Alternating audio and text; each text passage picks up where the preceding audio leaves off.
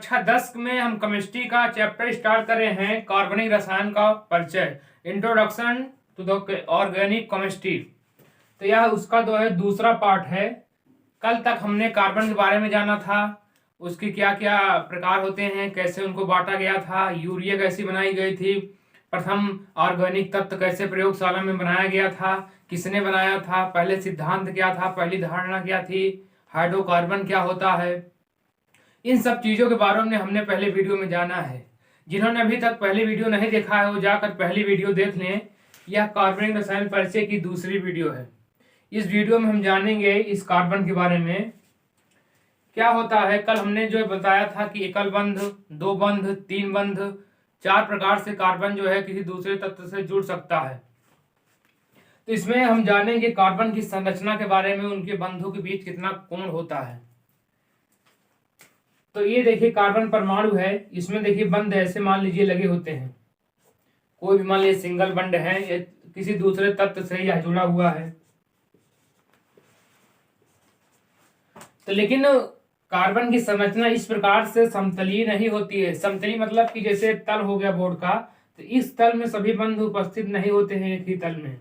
वैज्ञानिक थे ली बेल व वान ठाप, इन्होंने इनके बंधों के मध्य 7 संयोजक बंधों के मध्य जो है अध्ययन किया। तो उन्होंने देखा कि कार्बन में जितने भी 7 संयोजक बंध होते हैं वह आकाश में एक त्रिविमीय रूप में होते हैं। त्रिविमीय मतलब जैसे मान लीजिए बोर्ड हो गया, तो इधर भी होते हैं, ऊपर भी, नीचे भी। एक खुले आकाश में 3 विमाएं होती हैं, तो इसका बंध भी जो होता है त्रिविमीय होता है। किसने बताया? ली बेल व वान ठाप ने। और इन्होंने बताया कि इसका जो 2 बंधों के बीच जो कोण होता है वह होता है 109 अंश 28 मिनट। इनके कार्बन के साथ संयोजक बंधों के किन्हीं 2 क्रमागत बंधों के मध्य जो कोण होता है वह कितना होता है? 109 अंश 28 मिनट। क्लियर? किसने बताया? ली बेल व वान ठाप ने। अर्थात कार्बन के साथ संयोजक की जो बंध होती है, संरचना होती है, वह एक त्रिविमीय संरचना होती है या समतलीय संरचना नहीं होती है। तो यहां से इनके मध्य कोण हमें पता हो गया कितना? 109 अंश 28 मिनट। जिसको कहीं पर दिक्कत हो वो बता दें। यहां पर देखिए त्रिविमीय मीन्स है, इसकी जो संरचना होती है इसके होती है चतुष्फलकी। ये जो संरचना पूरी बनाई गई है इसे कहा जाता है चतुष्फलकीय संरचना। चतुष्फलकीय संरचना मीन्स होता है जिसके 4 फलक हों। मान लीजिए जैसे ये हमारे पास कोई किताब है, ये देखिए, इसका एक फलक ये हो गया, दूसरा फलक ये हो गया, इसी तरह से एक तीसरा फलक इधर हो, एक ऐसा इधर हो, 4, जिसके 4 ऐसे फलक हों इस तरह से, वही क्या कहलाती है? चतुष्फलकी। तो इसकी जो संरचना होती है वह चतुष्फलकी होता है। देखिए एक फलक ये इधर हो गया, एक फलक इधर, एक फलक इधर और एक फलक इधर आगे की ओर। इसलिए कार्बन के साथ संयोजक बंधों के मध्य चतुष्फलकीय संरचना होती है और 2 क्रमागत बंधों के बीच 109 अंश 28 डिग्री का कोण होता है। सभी क्लियर? इसको उतार लीजिए, फिर हम आगे चलते हैं। देखिए अगली जो हमारी टॉपिक है वो है कार्बन का श्रृंखलन, कैटेनेशन ऑफ कार्बन।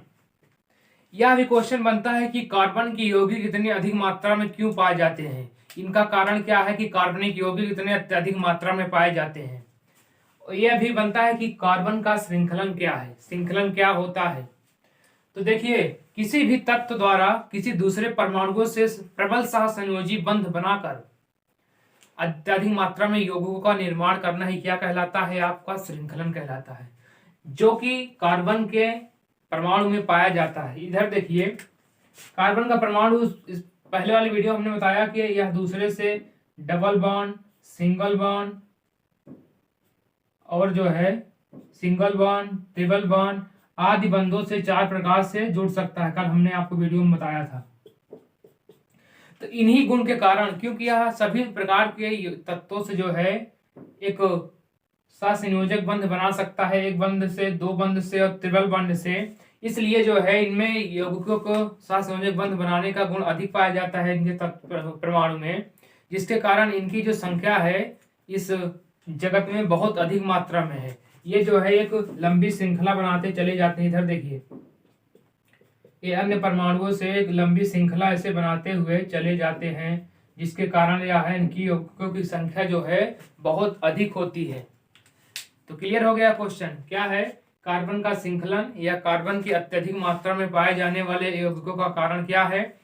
क्योंकि यह कार्बन अन्य तत्वों से एक बंध, द्विबंध और त्रिबल बंध के माध्यम से प्रबल सहसंयोजी बंध बनाने का गुण रखता है, जिसके कारण इसमें श्रृंखलन का गुण पाया जाता है और इसी कारण इनकी संसार में यौगिकों की संख्या सबसे अधिक मात्रा में पाई जाती है। तो इसको भी आप उतार लीजिए और जिनको ना समझ में आया हो वीडियो को रोक करके या पुनः देख करके लिख लीजिए, आपको क्लियर हो जाएगा। चलते हैं, इसको उतार लीजिए फिर चलते हैं आगे। और देखिए तीसरे टॉपिक क्या है, कार्बनिक यौगिक और अकार्बनिक यौगिकों में अंतर क्या है। तो सबसे पहला अंतर क्या होता है, हम लोग जानते हैं कि कार्बनिक यौगिकों में कार्बन हमेशा आवश्यक होता है, लेकिन अकार्बनिक यौगिकों में कार्बन हमेशा आवश्यक नहीं होता है, ये पहले वीडियो में बताया गया है। और दूसरा अंतर क्या होता है कि कार्बनिक हमेशा जो है निर्जीव में पाया जाता है।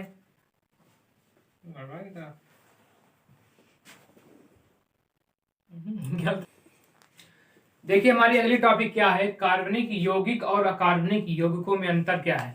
सबसे पहला अंतर क्या होता है, हमें पता है कि कार्बनिक यौगिकों में हमेशा कार्बन का होना आवश्यक है, जबकि अकार्बनिक यौगिकों में यह कार्बन का होना आवश्यक नहीं है। और दूसरा टॉपिक इसमें क्या है, देखिए कि कार्बनिक यौगिकों का गलनांक व क्वथनांक जो होता है निम्न होता है। इसी का उल्टा क्या हो जाएगा, कार्बनिक यौगिकों का गलनांक एवं क्वथनांक क्या होता है, उच्च होता है। दूसरा अंतर क्या हो जाएगा, या प्रायः वाष्पशील होते हैं, ये प्रायः अवाष्पशील होते हैं कार्बनिक, दोनों आप लिखते चलिएगा बढ़िया से बनाकर। तीसरा क्या होता है, ये विद्युत के कुचालक होते हैं, ये विद्युत के क्या होते हैं, सुचालक होते हैं। चौथा क्या होता है, ये प्रायः विलयन में आयनित नहीं होते हैं, और इसमें क्या हो जाएगा, या विलयन में आयनित हो जाते हैं। और छठा अंतर क्या होता है, पांचवा, कार्बनिक यौगिकों में सजातीय श्रेणी होती है, अकार्बनिक यौगिकों में असजातीय श्रेणी नहीं होती है। सजातीय श्रेणी क्या होती है, इसको हम आगे वीडियो में भी जानेंगे, आपको बताएंगे सजातीय श्रेणी क्या होती है कार्बनिक यौगिकों की, जिसको आप उतार लीजिए। चलते हैं आगे।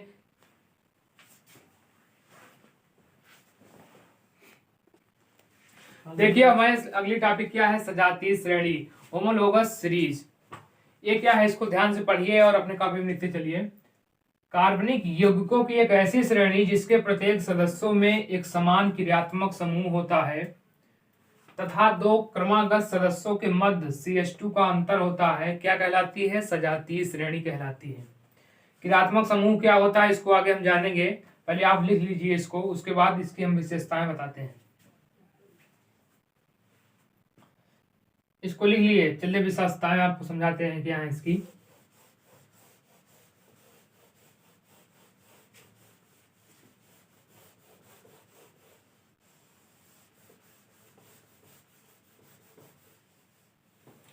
इधर देखिए विशेषता में पहले विशेषता क्या है, सजातीय श्रेणी के दो क्रमागत सदस्यों के मध्य CH2 का अंतर होता है।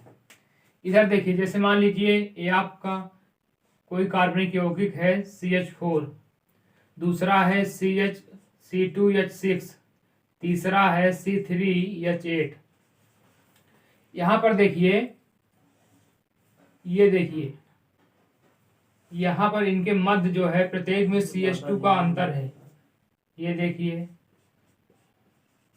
CH2, ये क्या है, सजातीय श्रेणी है, इनके प्रत्येक सदस्यों के मध्य देखिए CH2 का अंतर है, यही इसका क्या है, पहला विशेषता है। दूसरी विशेषता क्या है, सजातीय श्रेणी के दो क्रमागत सदस्यों के अणुभारों में 14 का अंतर होता है। यहाँ पर देखिए यदि आप इसका अणुभार निकालेंगे, इसका अनुभार हो जाएगा 12 4 16, इसका अनुभार है 16, इसका अनुभार क्या हो जाएगा 12 दूनी 24 6 30, इसका क्या हो जाएगा 46, बढ़ती हैं 36 और क्या हो जाएगा 44। तो यहाँ पर दूसरा गुण क्या है, सजातीय श्रेणी दो क्रमागत सदस्यों के अणुभारों में 14 का अंतर होता है। तो यहाँ पर देखिए क्या है, 16 16 14 30, 30 14 44, यही इसका क्या है, दूसरी विशेषता है। पहली विशेषता ए हो गई, दूसरी विशेषता ए हो गई। इन्हीं सब गुणों के मिलने के कारण ही क्या बनी है सजातीय श्रेणी। एक विशेष प्रकार से एक उसको टॉपिक बना दिया गया है जिसके कारण इनको पढ़ने में कार्बनिक यौगिकों की दिक्कत न हो, इसलिए उसे कहा गया सजातीय श्रेणी। सजातीय श्रेणी में ये सभी गुण पाए गए जिससे उसका नाम रखा गया क्या, सजातीय श्रेणी। और तीसरा वाला क्या है गुण, देखिए विशेषता, सजातीय श्रेणी के प्रत्येक सदस्यों में समान क्रियात्मक समूह होते हैं। समान क्रियात्मक समूह क्या है, मान लीजिए जैसे CH3OH है, दूसरा क्या है C2H5OH है। तो यहाँ पर OH क्या है, क्रियात्मक समूह है किसका, एल्कोहल का। अभी हम आगे जाने क्रियात्मक समूह क्या होता है। यहाँ पर देखिए इन सभी में सजातीय श्रेणी में क्रियात्मक समूह समान होता है सभी में, इसलिए इसकी तीसरी विशेषता क्या हो गई, सजातीय श्रेणी के प्रत्येक सदस्यों में समान क्रियात्मक समूह होता है। चौथी विशेषता क्या है, सजातीय श्रेणी के प्रत्येक सदस्यों का रासायनिक गुण समान होता है। ये जो सजातीय श्रेणी यहाँ पर बनी है इन सभी का जो है रासायनिक गुण एक समान होता है। ये हो गई इसकी चौथी विशेषता। पांचवी विशेषता क्या है, प्रत्येक सजातीय श्रेणी को एक सामान्य सूत्र द्वारा व्यक्त किया जाता है। यहाँ पर देखिए जैसे मान लीजिए ये सजातीय श्रेणी है कोई, ये सजातीय श्रेणी है तो कहा जा रहा है इनको एक सामान्य सूत्र द्वारा व्यक्त किया जा सकता है।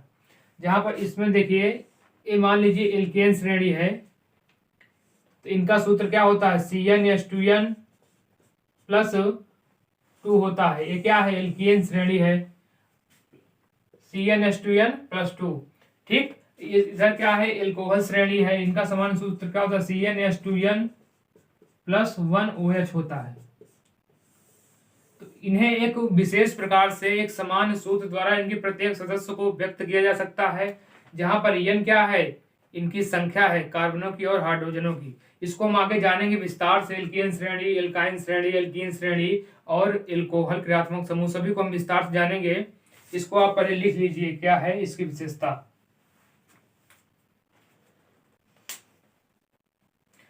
अगर आपको कहीं भी दिक्कत आई हो, ना समझ में आया हो तो आप हमें कमेंट कर दीजिए, हम आपको बता देंगे कहाँ पर दिक्कत आई है। इसको लिख लीजिए फिर आपको चलते हैं आगे।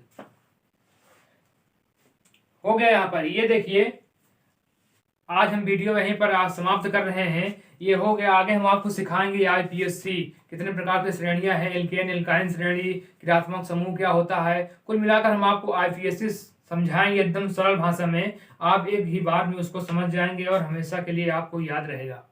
तो इसको लिख लीजिए, मिलते हैं अगले नए वीडियो में।